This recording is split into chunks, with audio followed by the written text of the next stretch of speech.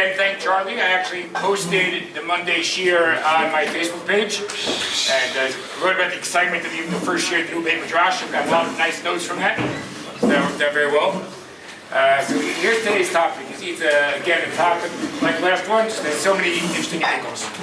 Okay, we're used to the following idea. Oh, we just had it at Pesach. When someone says, how much matzah do you have to eat? What's the standard answer? Kezayit. So apparently, how does halacha work? We define the act of achilah as a kezayit. What is eating, the generic eating in the Torah? A kezayit. So if it says you have to eat matzah, you have to eat a kezayit. Okay, great. What if we now take that and plug that into prohibitions? What would that mean? When it says don't eat chametz, what would be the amount of eating chametz that would be really fit the pasuk? Kezayit. So it is true, by the way, that you only get punished if you eat a kezayit.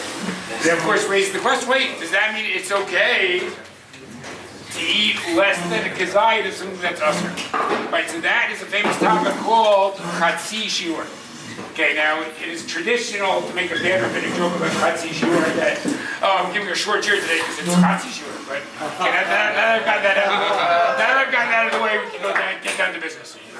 Okay. So now let's see where this comes from. The main sugya is the sugya in Yoma. So just one thing about Yoma. Okay, it shows you how Jewish history changes. Yom Kippur, the way we practice it, well, the dinim, the Mishsechet only gets to in the 8th chapter.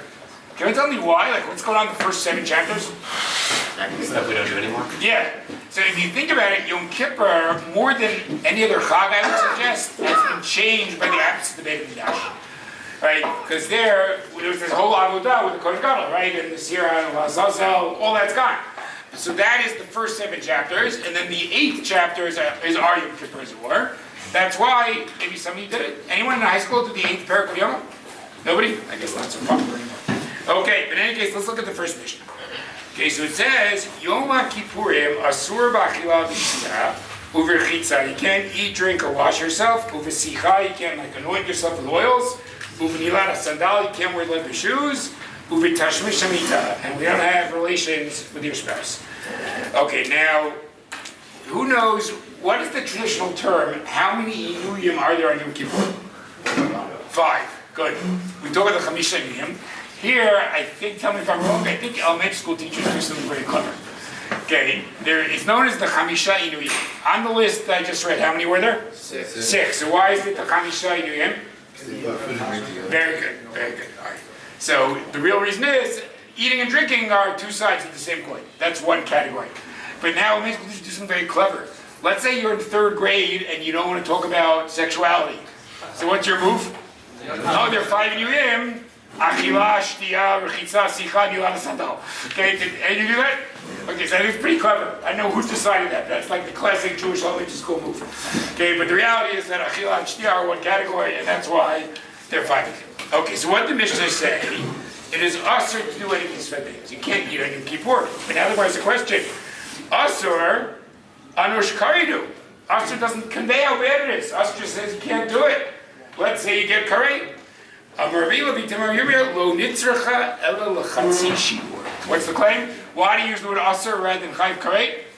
Because we're talking about someone on Yom Kippur who eats less than a shiur. Okay, chatzi doesn't mean exactly half, it means less. Okay, so let's review where we are, guys. What have we discovered? If I eat a chatzi shiur of something assur, it is assur, but no punishment. Okay, that seems to be the rule. Okay, excellent. Now, where does this come from? Okay, so let's go to the next source, Gemara Yoma. Gufa chatzi shiur. So we know one of the main chavrutot that argue throughout the Talmud is Rav Yochanan and Reish Lakish. So here they're at work here.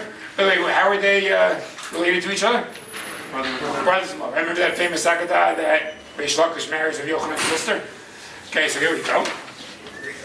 Rav Yochanan Amar assur min haTorah. Reish Lakish Amar mutar min haTorah. So Reish Lakish thinks it's only a rabbinic thing. Actually, there really is no issur in the chatzi shiur. He really takes it very seriously. What is achila? Achila is a kezayit.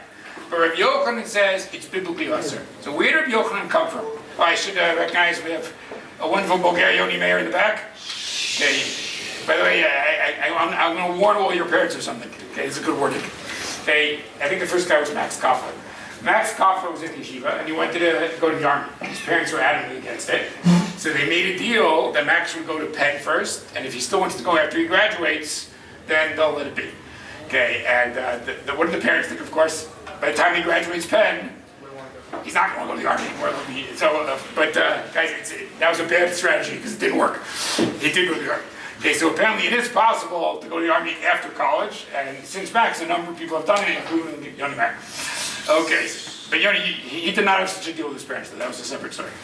Okay, so in any case, Rabbi Yochanan thinks it's biblically prohibited. Now, where did he get this from?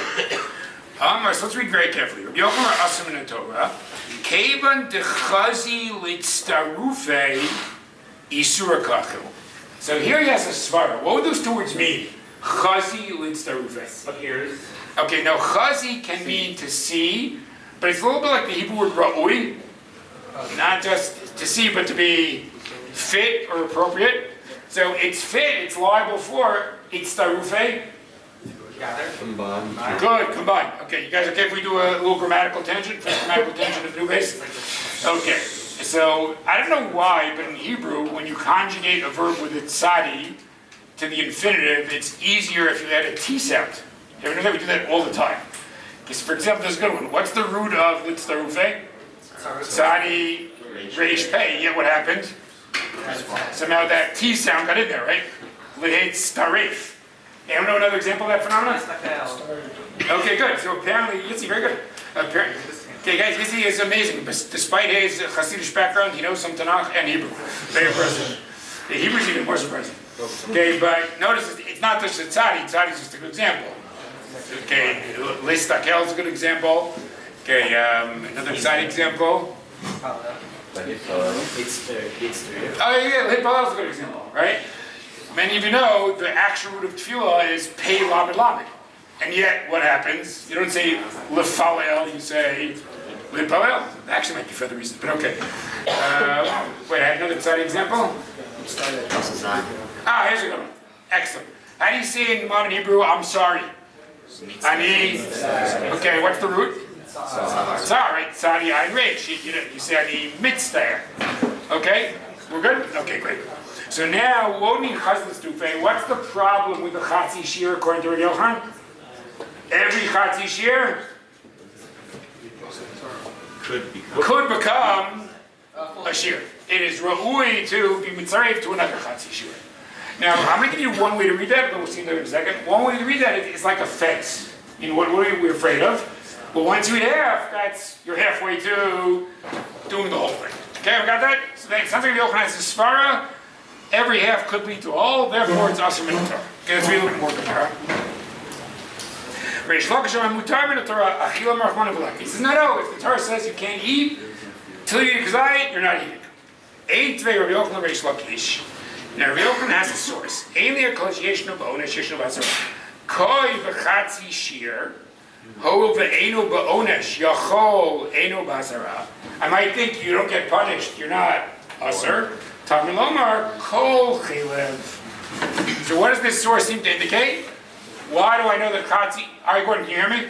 Yeah. Luckily, I'm quite loud. Okay, although my wife does not think that's lucky. But in any case, what is the source here for the assur of Chatzi Shiur?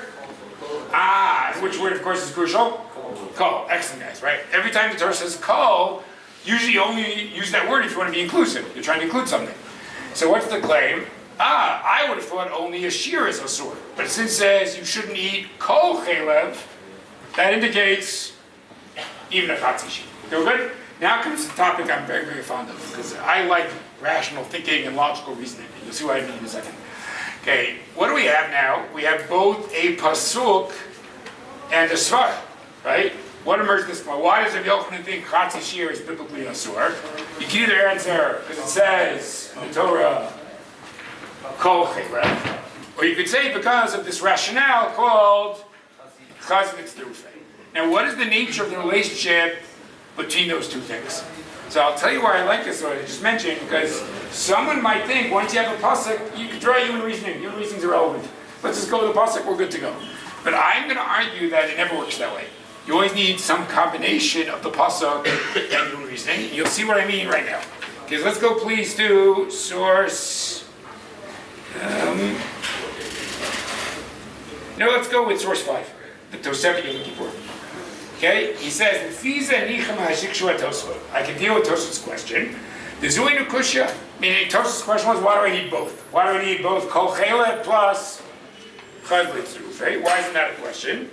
The Ilav Tama, if not for this rationale, Lo Yalfinan Mechelev Shar Isurin Shabbatorah. Oh, that is a good point. Okay, what's the claim, guys? First of all, what's chelev? What's the paradigm kiss? Forbidden fats. And let's say we know from the Torah, because it says kol chelev, that Chatzi shears assur. What question would still be lurking?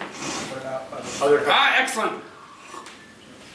So I think this is an excellent question all the time. If the Torah teaches you a din in context A, should I limit it to context A? Or say, no, that's just an example. It's across the Halachic universe. Now, guys, what would be a method of determining that question? Is it local or is it global? Okay, so either we could do it textually, other psukim have kol. What's the other method? Svara, right? Does the rationale of A apply to B? So I would like to argue that shows you that even if you have a pasuk, it doesn't mean you can throw out human reasoning, right? You have to figure out what to do with that pasuk. So again, according to the Tosefet Yom Kippurim, how does it work? Oh, the original source is kol chelev. What does that teach you?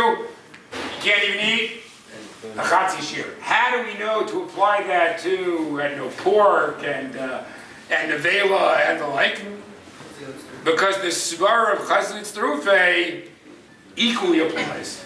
Just like half of forbidden chelev could lead to a whole, half of forbidden pork could lead to a whole. Everyone get that, guys? So I think in general, I think it's an interesting topic. Even if we have authoritative psukim, it doesn't mean that human analysis goes away. I think we still need to analyze even just the scope, right? How widespread is this halacha? Yeah, Noah? But it seems like that Tosefet, whatever, is explaining why you need the logical svara as well as the pasuk. But why can't you just have, why can't you just have... Oh, that was a great question. Okay, so you guys, it's good to give shir. People ask very interesting questions. You hear that question? That's a very good question. Okay, and I'll even make the question stronger.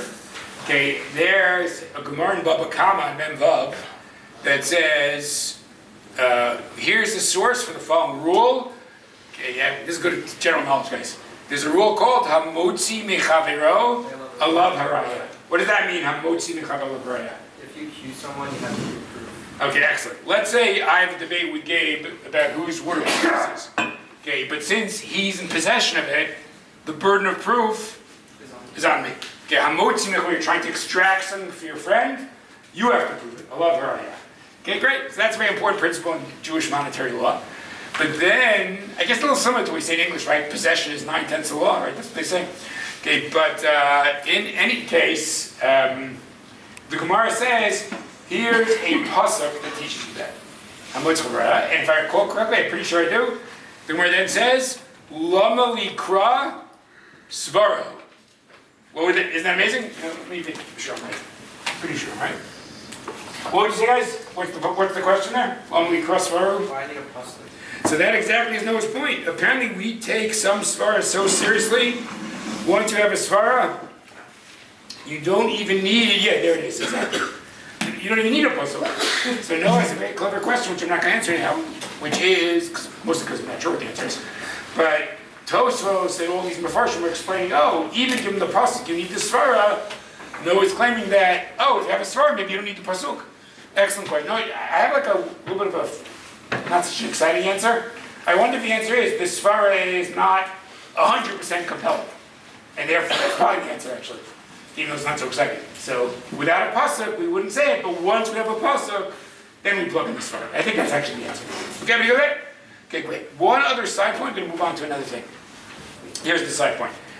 I said before that the classic amount that's forbidden or gets the punishment is a kezayit. Does anyone know where that's not true? At Isra Achila, where the shear is not a kezayit? Yes? Excellent. On Yom Kippur, it's actually not a kezayit. It's a different size. Can anyone tell me why that makes sense halachically? That makes tremendous sense.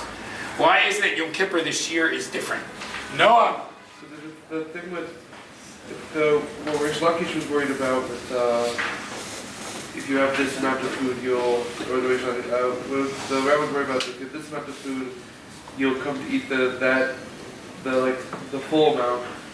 Then if you just lessen the amount of food, then you'll have less of that work.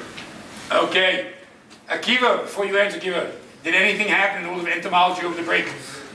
Quite a few things. Really? Yeah. Whoa. It was, But give us one thing that happened. Okay. I found what is most likely a new species of fly. Oh my God. Akiva, you know, when you're famous, I'm going to say, he was once in my shiur. Now he's a world famous entomologist. Yeah, go ahead. Okay. On Yom Kippur isn't the whole idea of eating time and so if you're able to eat a little bit, wouldn't that kind of negate the Terrific.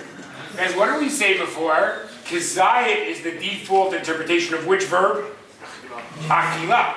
So if it says, lo tochal chametz, okay, that's a kezayit. Does it ever say lo tochal b'Yom Kippur? Not once. The verb akila is never used. What verb is used? Inui, very good. The initem and avshaltechem. Why in the world should that be the same criteria as achila? Akiva, beautiful, right? You don't have to ask what achila is. You have to ask how much eating would then prevent you from experiencing inui. No reason why that should be the same shear as regular yisur. Terrific. Okay, we're good? Okay, great. Now we're going to get to a famous chakira. Okay, about the nature of Chatzi shiur. Till now, how have I explained kezayit treif? It means it's a fence, that it might lead to more. We're now going to see another. Everyone, please go to source 6. Okay, everyone Rav Yitzchak should be able to answer this question. Actually, no, sorry. Well, I know this from the Koveit Shmuel, but it's the same author as the Koveit Shiurim. That is Rav Wasserman, who is the direct ancestor of Yedidya. Is Yedidya here? No. Oh man, what a time to leave.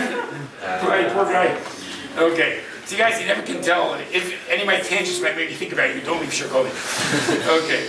And certain jokes I never get tired of. You should not leave Shirkoli either. So just a moment, don't leave Shirkoli. I'm gonna make like a Queen's joke every week now. Kira Shapari, you should never leave either. Okay. Certain things never get tired. Queens and entomology never get tired. Okay. So in any case. See, when I start joking, I forget where I was. Where was I? Rav Chana. Okay. So Rav Wasserman was a student of Rav Chaim Soloveitchik, which might not surprise me. He's in the Brisker Derech. But I would say, and I think Rav Gav students will agree, he might be the easiest Brisker to read, right? The most clear. So if you're reading, I don't know, Baruch Ber or Rav Chaim, it's more difficult. But if you're reading Rav Chana, I think it's actually easier. He was unfortunately killed by the Nazis. Okay, but 2 of his sons survived and moved to America, and one of them is great-grandfather of Yedidya? grandmother? It's on her side. No. I don't remember. You can check with him how It's his great-grandfather. It's his great-grandmother? Okay. Elchanan is his great-grandfather. Okay, terrific. Okay, so let's see what Elchanan said. I hope you guys will agree with me that his writing is a bit more clear. Okay, source 6. It says of Elchanan, V'nei b'tam Chatzi shiur shosam v'torah yom ha'adal, the kezayit treif. The yesh l'stapek. Oh wait, this is the same principle once again. Oh, what a day. Okay, obviously the root is safek. Yet what happens once again? That T sound gets in there. So now we know it's both tzadis and samas. Okay, very good. It's very good. Okay, so yesh l'stapek. What's his doubt? Im had the kezayit treif, who sibat assur or duena siman v'hochacha. Okay, this is a famous quote. People like to say, is it a siba or a siman? Well, let's explain what that means. What would a siba mean? It's the reason. That's the first thing I said, which is, since it might get more, you might have more, that's what it's assur. What does a siman mean? That's not the reason, it is a sign. So what's the claim? So the claim would be as follows. The kim dechatz treif, al korcho yesh bo isur. Here's the argument. You cannot like the argument, here's the argument. What if I say that wrongness is not a function of amount? Either something's wrong or it's not wrong, right? You wouldn't tell me that, oh, theft is okay up till $4.20. No, theft is theft. So what's the claim? If you're going to get punished for eating kezayit, that can only be because eating chaylev is simply wrong. And even if I eat less than a kezayit, it must be wrong. Again, notice the difference here, guys? I'm not saying it's wrong because it might lead to a full one. I'm saying the fact that it could lead to a full one shows that it's wrong in and of itself. Okay, so that's, everybody see the difference? That's famous, guys. Quote this, is it a siba or a siman? Again, siba would mean that you might end up eating a hole. It's like some kind of fence. That's the reason. Sima, no. Chazit trufe is just the sign. It's just the proof that, in fact, eating is wrong. Okay, but again, you have to buy this right, though. It's a big question. Can wrongness be a function of amount? The claim here would be, no, wrongness is not a function. All right, Monk. Isn't there a concept of tima though? As opposed to it's akila, but you're still obviously. Okay, excellent. You're saying maybe you could taste an assur that might be assur because tima is opposed to akila. Yeah. All right, it's a good question. I believe it'll be for now. Okay, everybody okay with that? Okay, now, what do you always want when you have a good chakira? You want a good nafkamina. Right? What is a test case that would differentiate between the two theories? Okay, now nafkamina helps in two ways. One is it shows you the impact of the theory, and B, I think it shows you that you really understand the theory if you could apply it. So what is an impact case? Look what Rabbi Chanan says, guys. Here's a remarkable case. The nafkamina le'inyan mashachak archonim be'ochel chatzi shur b'yom kippurim besof hayom. What is this case, guys? Yeah, Gavri. You ate it at the end of the day? What if I have an exact clock? I know the exact moment Yom Kippur ends. And what do? 3 seconds before Yom Kippur ends, I eat a Chatzi shiur. Right, so why does Rabbi Chanan think that's enough, Kamina? Who would be upset? Who would be assur and who would not assur? Leo. Because there's no concern you're going to eat. If it's a fear that I'm going to eat the whole thing, I can't. I'm going to run out of time. So therefore the fear falls away. But if it was never a fear, it was just indication that Chatzi shiur itself is problematic. So that's still true. So I got that. So that's a very good number. Like any case where, right, there's no possibility of getting to the full thing. Right, I can think of other cases, but this is the easiest one. Right, at the very end of Yom Kippur, if you say it's a siba, the siba falls away. If you say siba, it's still assur. Everybody good with that? Yeah? Okay, terrific. Let us see now, which case should we do now? Okay, you know what? We're going to go over that order. Okay, everyone please go to source 10. Let's see if there's any limitation on the svara we just said. Okay, what was the svara? Wrongness is not a function of amount. Therefore, if it's assur to eat a full thing, it must be assur to eat a half of it. Okay, look at source 10. This is really great svara. Says the Ritva. Oh, it's actually a little background, guys. Okay, is there anybody in this room who lives in a city without an eruv? Okay, 2. Well, you don't live in a city, you live like a... Okay, but so those of us... Is that okay if I say that, Rafi? No, I don't know. Okay. Okay, I wasn't sure if I could say you just live on a trail. I wasn't sure if I could say that. I've had siblings of mine be called homeless, but like... Okay, fine. But it's, you're fine. Okay. That was, all right. Okay, so in any case, so most of you, it's very interesting that we all grew up in the Eruv. We're not even used to the fact that there's a prohibition of carrying. I think there's some Israelis who are not aware there's such a prohibition, right? Because they grow up, every city has an Eruv, and then they go to Europe on vacation, and someone says to them, you know, you can't carry on Shabbos. Okay, so this is kind of earth-shattering for them. Okay, but there is, I'll tell you one other interesting thing. My grandfather was a rabbi in Elizabeth, New Jersey. They used to have one Shabbos a year, they would announce the Eruv's down. And that was not because it was down, it was for educational purposes, right? This way the community knows that there's a prohibition of carrying Shabbat. So that was the do. So I always had this dilemma, being on the inner circle, I knew that it wasn't really down. Okay, so can I put my tissues in my pocket anyway? Okay, but that's an interesting move, interesting rabbinic move. Okay, now, here's what's crucial, guys. I'm not sure who's going to know this. What is the biblical prohibition of carrying? What would I have to do? So the classic one is from Rosh Hashanah to Rosh Hashanah or Rosh Hashanah to Rosh Hashanah. That is the classic way people violate Hotzah. And you know another method? You ever learn this? There's another method of doing so just in the Rosh Hashanah. Who said that? Who said the formula? How do you know that, kid? Genius. Yeah. Okay, that's good. You know why you know it? Rav Gab's book. I was going to say, because your father's a rabbi. Okay, but in any case, if you just carry 4 amot in Reshut Harabim, that's also difficult carry. You got that? Okay, so it's either the transfer from Reshut to Harabim, etc., or carrying 4 amot. Okay, now that raises the question of Chatzi Shir. What if I carry 2 amot in Reshut Harabim? What's the status? So look at this ripah, guys. Amazing ripah. It says there, "V'miyu b'mavir pachot me'arba amot, leka ella isura derabbanan." What's the claim? Even Rav Yochanan would admit that in that case, it's only rabbinically assur. And why would that be? So let me explain what's going on here. I guess I think we really have a great slide. Okay, can anyone tell me why it would be that you can't carry 4 amot Reshut Harabim? Is that at all similar to the Reshut Yachid to Reshut Harabim? Or is that a totally different kind of assur? Can you think of a real way that it might be a similar kind of assur? Yeah. Because you're worried that once you go far enough out of Reshut Harabim, it's going to lead you to go. Okay, I think even that it's going to lead you to. What if I say that in the halachic system, a person has a certain amount of personal space? And what is the personal space that you have? Right? You see it in certain halachas, right? 4 amot. That is my personal space. But what does that mean? That if I carry 5 amot, what have I done? Actually have effectively gone from place A to place B. Everyone in this point? Okay, so you might say, what's that, Caleb? Okay, Jacob, so you have Reshut Harabim. What if I say 4 amot is rather similar? It's just a different kind of leaving my makom.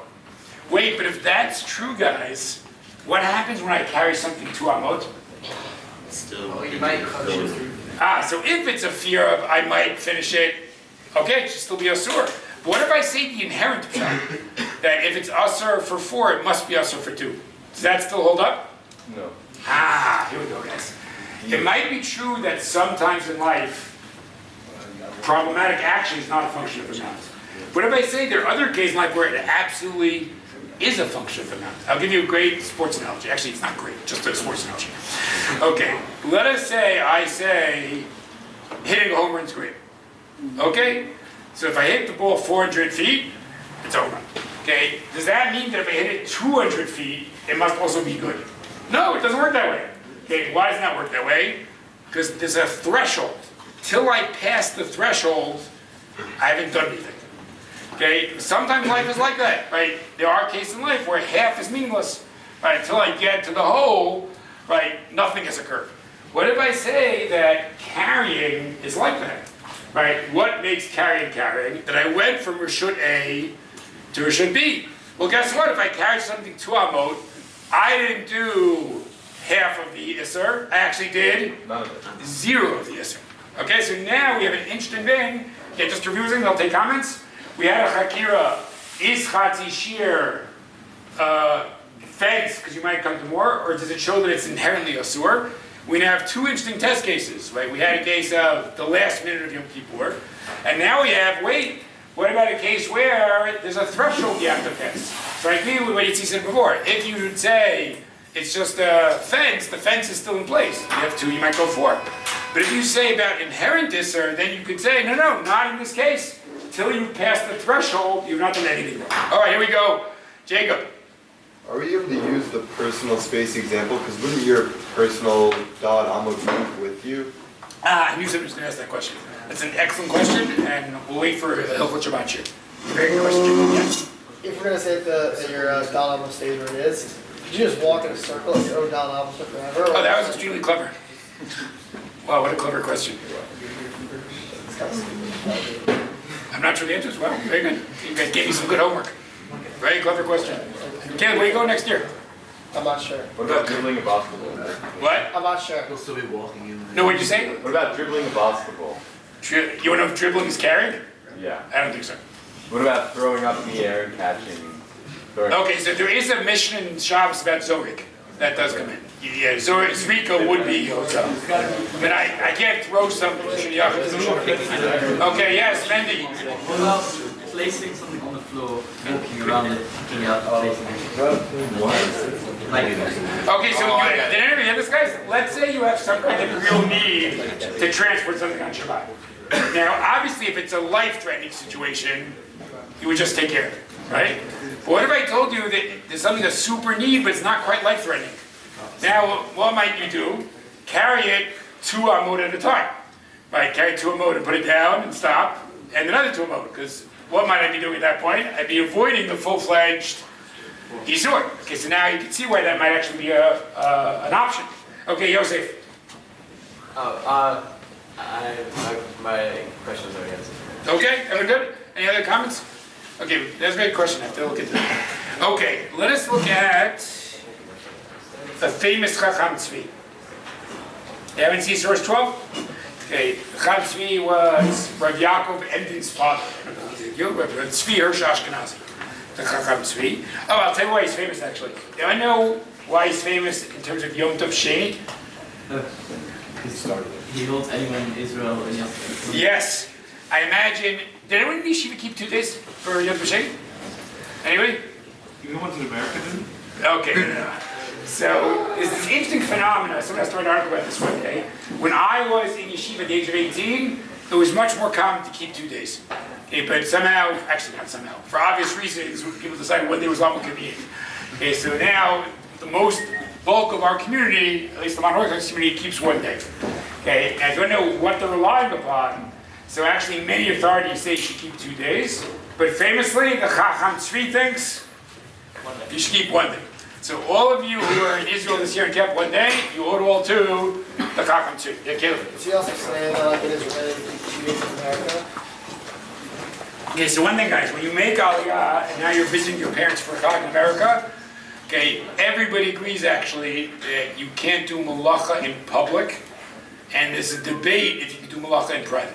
Okay, so this is another thing a lot of Israelis are ignorant about. They say, well, I'm Israeli, so I can do any malacha I want on the second day of Chatzos. That is not correct, actually. Either you can't do malacha at all, or you can't do malacha in public. Yeah.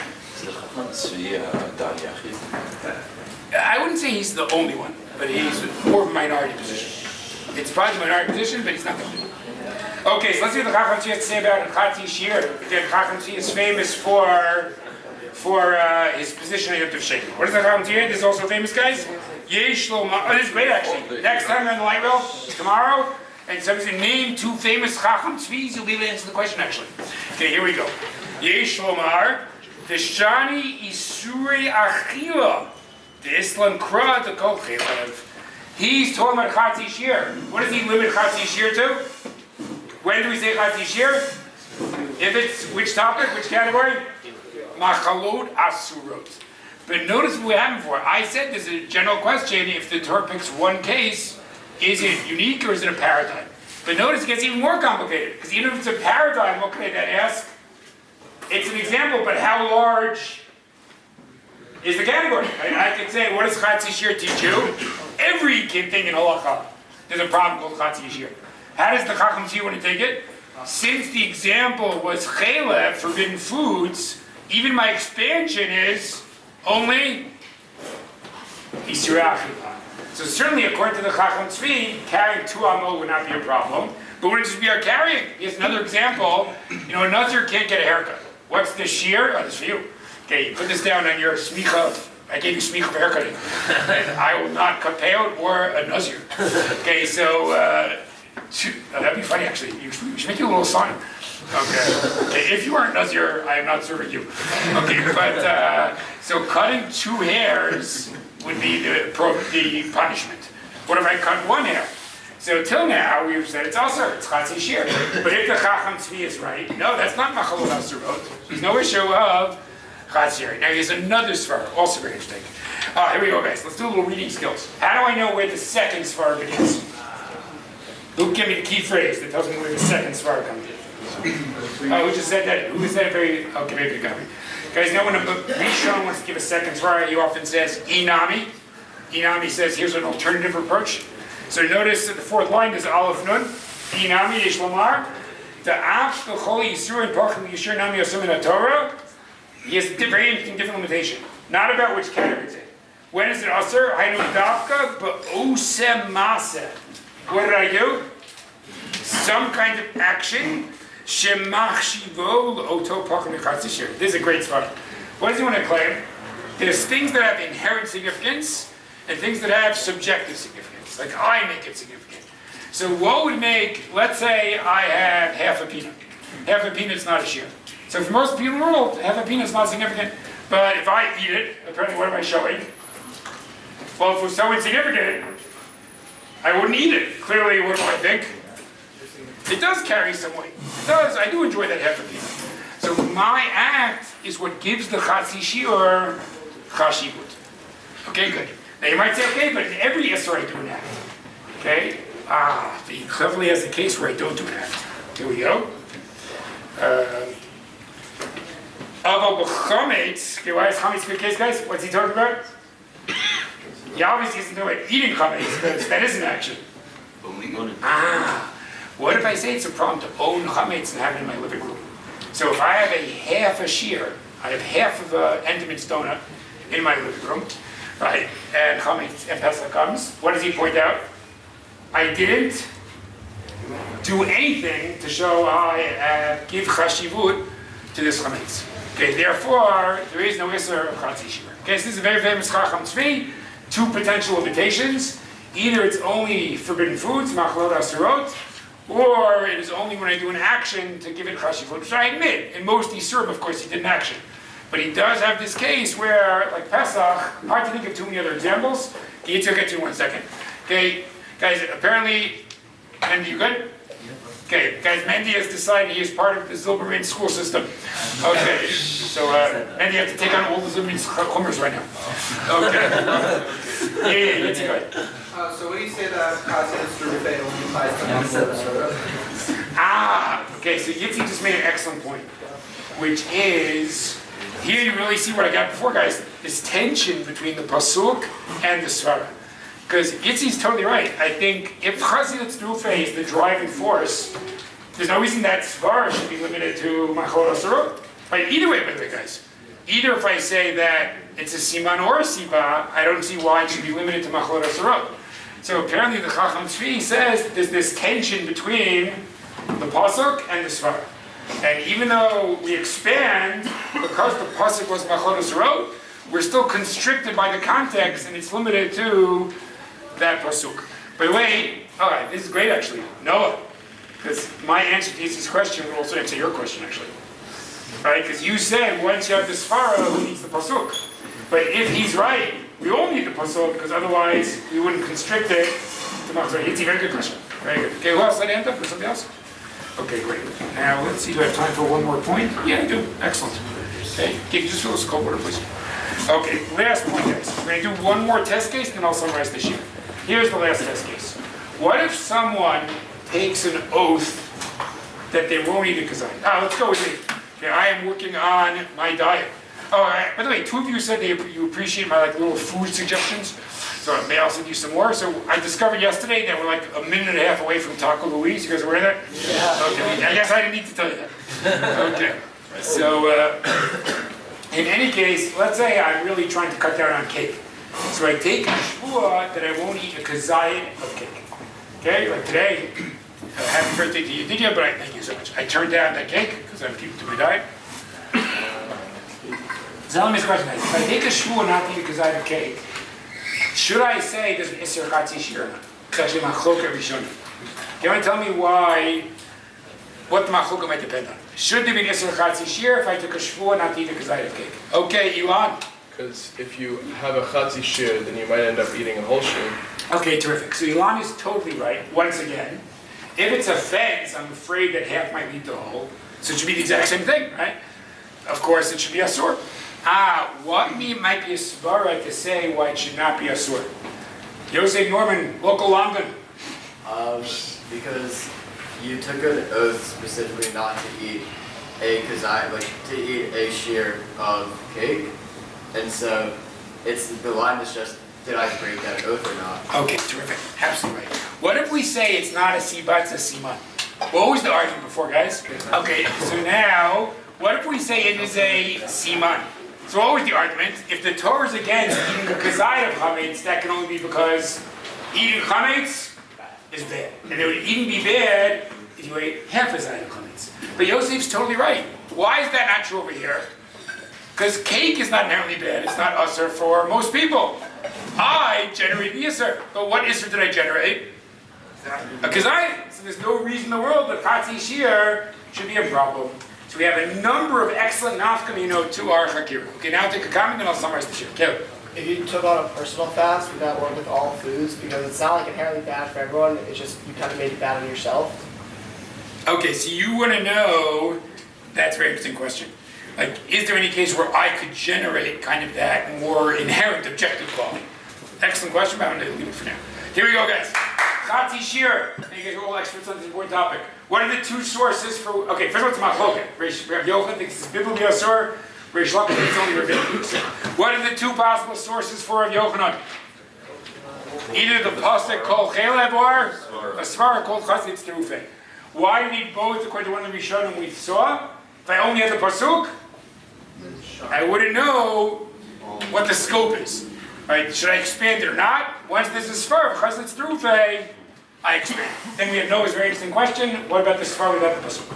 Okay, next. What exactly is this svar of Chatzi treif? Says Rabbi Chanan, either a siba or a siman. What would it mean if it's a siba? Don't eat half because you might come tidol. It's a fence. What does it mean a siman? Again, the idea would be that wrongness is not a function of amount. So if you can't eat a kezayit, it must be that it's wrong already to eat half a kezayit. Okay. What are nafkamina between the two? Maybe three different nafkamina today. Okay, one was the classic one. I'm eating a half a zayit. The last segment of Yom Kippur. So the fence would not apply, but the inherent problem still would apply. Secondly, what if I took an oath not to eat a kezayit? Certainly the fence still applies, right? Who cares that I couldn't be assur? But if I say it's inherently wrong, maybe it's not true. I couldn't be assur, and I said the assur is a kezayit. Okay, it's not inherent. Okay, we have Caleb's interesting question. Is there any case where I take something on, but almost like make it inherent? I make it objective. I make it about the universe. Okay, very interesting question. Okay, the third nafkamina, again, so we have the end of Yom Kippur, we have an oath. Third possible nafkamina, what about, what if I carry 2 amot in Rosh Hashanah on Shabbat? Once again, if it's a fence, no reason why it shouldn't apply. 2 amot is halfway to 4 amot. But if it's inherent, what could I argue? That here there's a threshold for wrongness. Right? It's about getting it out of my jurisdiction, out of my 4 amot. If therefore when I do 2 amot, it's not half the malacha, it's actually 0 of the malacha. As I said, it's like hitting a baseball 200 feet. It is not, half home run, it must count for a double. No, until you hit it over the fence, it is simply not a home run. Okay, last thing, one more thing that I did. 2 more things actually. We have the Chacham Tzvi. What are his 2 chidushim? Maybe you still have the pasuk kol chelev to limit it to machor asurot. Or maybe when is it true? When I do an action that gives the Chatzi shear significance. Now most assur do an action, but not on Pesach. So he says having a Chatzi shear of kezayit in the house, that's not I didn't ever do something to give it significance. There would be no assur Chatzi shear. Okay, last thing, and it's just good halachic logic. We said, where does this all come from? The fact that the word achila in the Torah, what is the definition of achila? A kezayit. But that means that on Yom Kippur, where the Torah never says don't eat, it says create a sense of inui. There's no reason in the world this year should be a kezayit, and guess what? This year is not a kezayit. It is something called a kotevet hagasai. All right, everybody should have a great Shabbat here.